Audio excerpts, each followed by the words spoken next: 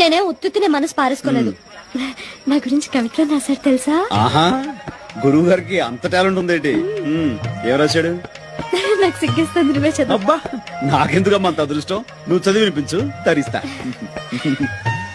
ప్రియాతి ప్రియమైన పద్మావతికి నిన్ను చూడగానే నేనేంటో అయిపోయాను. నాకేదో వచ్చేసింది. ఇంకేం వస్తే మాయరోగం వస్తాయి. అదే మరి ఎగతాళి అవుతున్నది. నేను చదివేది నువ్వు అంతే. సరే, చదువు చదువు.